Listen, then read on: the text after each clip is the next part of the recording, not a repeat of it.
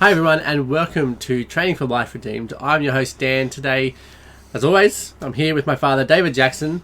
We are continuing our series through the book of Matthew. At the moment, we are halfway through chapter 6, Dad, with Matthew. We've done the Lord's Supper type institution process. That was in our last episode. And today we're going to be looking at the Garden of Gethsemane, Jesus getting arrested and having his trials. Essentially, well, we'll get one trial in, I guess, today, I think. Yep. So let's cut to the Garden of Gethsemane. What's happening in Gethsemane? Like, they've left the room where they had, well, a meal that's kind of like Passover that becomes the Lord's Supper. And then they've gone outside, back over to the Mount of Olives, to this garden. Why do they keep going back to the garden? Let's start there. Because the garden comes up a lot, I think, throughout stories. Yeah, this is the... When you bring 50,000 men into Jerusalem for Passover, Pentecost, or whatever, you can pretty much stay where you like in the vicinity, but during the actual festival you have to be within a Sabbath day's walk. And a Sabbath day's walk stops at the top of the Mount of Olives. So if you haven't found a house in town where you can stay, and you probably won't because it's a tiny little town, then you're camping out. So Gethsemane is described as not as a field, but as a property. So they've got permission to be on this property, and it looks like that's their standard campsite during the planned festival. So as far as Judas is concerned, we're going to move from having dinner down in Jerusalem, and we're going to go back to the campsite because this is after sunset, which makes it the 14th of Nisan, which makes it now festival time, which means we can't go to the other side of the Mount of Olives. Yeah. So it's all very predictable, and if that's their campsite, then you can be pretty sure there's going to be hundreds of other people up there, not necessarily on that property, which is a property. Gethsemane means oil press. So this is olive vineyard, and not vineyard, olive orchard, and my mind on the wine, olive orchard, and there's your wine press, and they're camped around. That's their little campsite. Okay, and so you can kind of imagine the whole hill really covered with people camping there for the whole feast that's happening in Jerusalem. Yep. And so Judas is going to lead people to the garden. Jesus has been praying with his disciples, or praying by himself, and his disciples are falling asleep, which kind of makes more sense now that they're falling asleep because they're not just sitting in a field, they're kind of at their tents. Yeah, and they've been up since probably 5 o'clock in the morning. Jesus goes to the temple to teach at 6 at sunrise. So, they've had a pretty full day. It's after midnight. Yeah, you can forgive him for falling asleep. I think it's reasonable. And he only takes 3 disciples with him. The rest are just left to go to sleep. Okay, so Judas is going to come up. He's going to call him rabbi, give him a kiss. Yep. They're going to arrest Jesus. There's a bit of a scuffle that happens where in Matthew they don't tell us who it is, but other synoptic gospels tell us it's Peter, who's going to cut off one of the servants' ears. Matthew then doesn't mention anything about being healed either, but the other one does talk about it being healed. Can you maybe, as you talk about that and Jesus' arrest and that whole process and what's happening, can you also talk about the fact that why are there so many different versions? Essentially, it's the same story. You can really clearly see it's the same story, but all these different details are in all the different stories. Yeah. So we were just talking. We used to run a thing in class where we'd show a 2-minute clip of a movie, and we'd ask all the kids in the class silently to write down dot points of what they saw. Then we'd put them in groups. We'd get them to put their little report together, and then 4 people would get up and put their dot points on the whiteboard.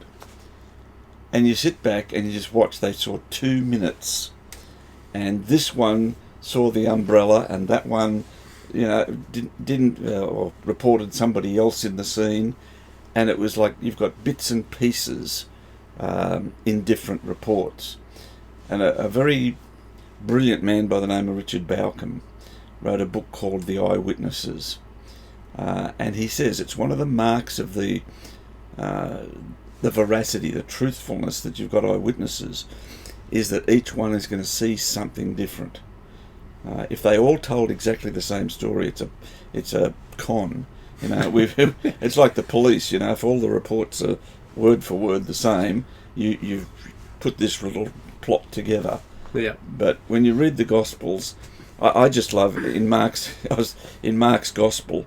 So you've got to imagine all these people camping, and Jesus has taken 3 guys to go aside and pray, and then in the middle of their sleep, 600 blokes arrive with clubs and torches and swords to arrest Jesus.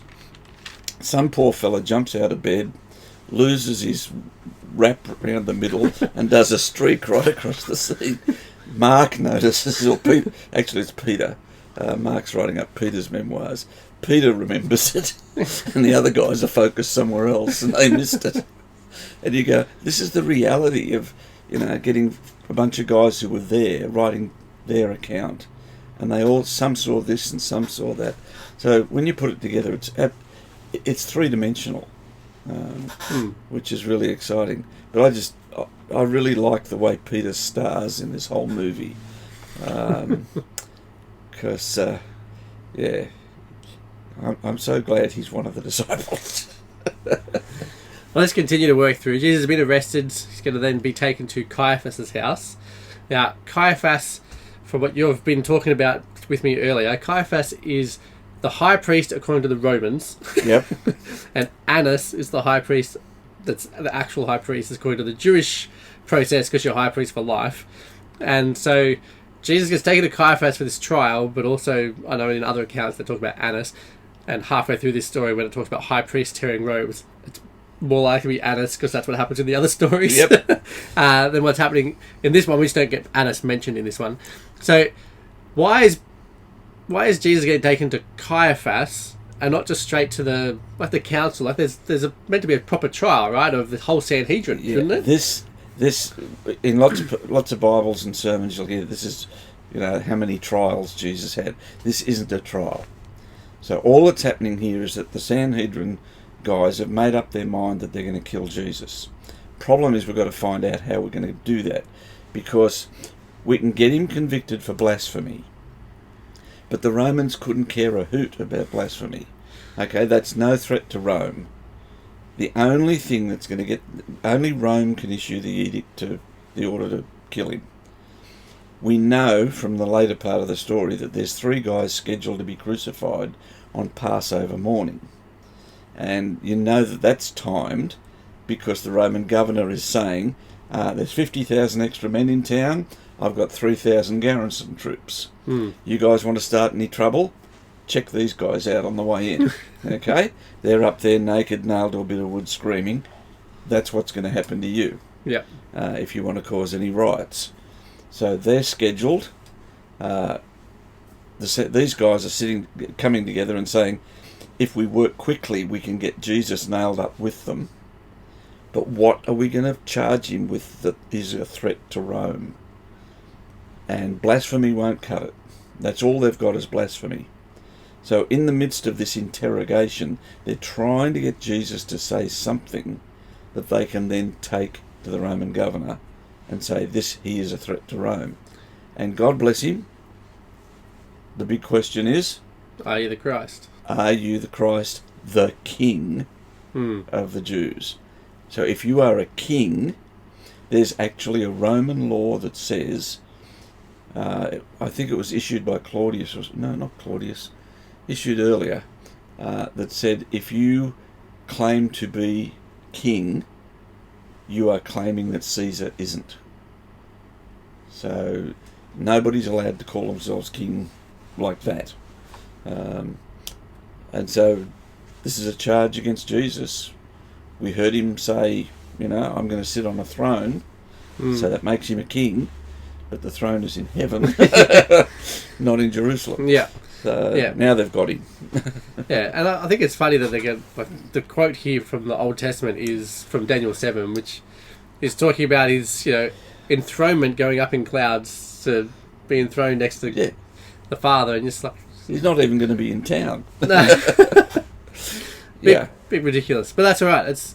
We've got the words. That's what they needed, right? Yep. And they were the ones who said it. You're the Christ. He's like, well, you said that. You said that. You said that. But you're going now to let me add to it. Yeah, you're going to let me see explain me that. jump on a cloud and go to heaven and be enthroned. Yeah. Yeah, I'm the real Christ, not the... Not all these make-believe terrorists you're talking about. Now, while Jesus is being interrogated, so this is really an interrogation rather more than a trial. Yep. Peter is outside in the courtyard, yes. warmed himself up by fires, and denying Jesus 3 times. Yeah. Before, well, it says a rooster crows or a cock crows. I think Peter gets a bit of a bad rap. You remember Jesus said,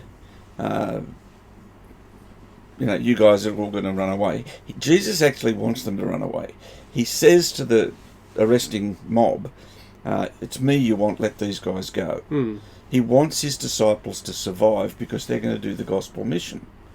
So when they run away, they're not being cowards and they're not being, abandoning Jesus and denying Jesus or anything like that. They're doing what Jesus planned. You guys rack off, I'm going to meet you in Galilee after the resurrection. Don't hang around here and get dead. Peter says to him, I would never deny you. I will die for you.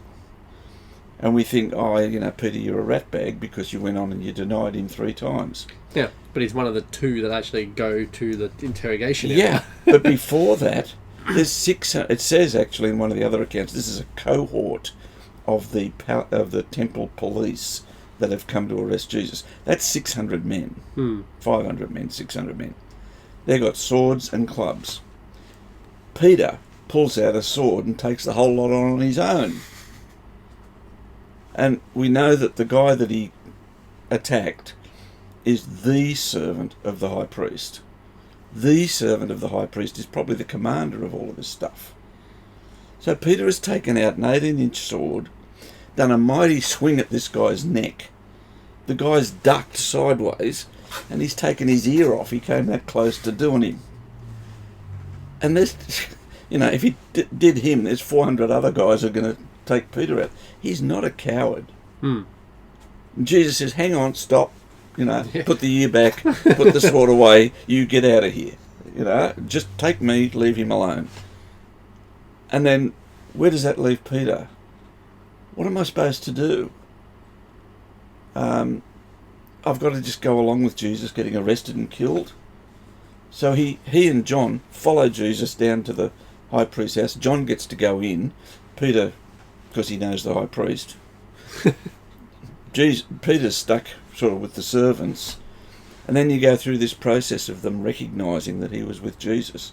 Well, you couldn't miss him. He was the guy that did the swipe, right? He's at risk of getting arrested too. That's not Jesus' plan.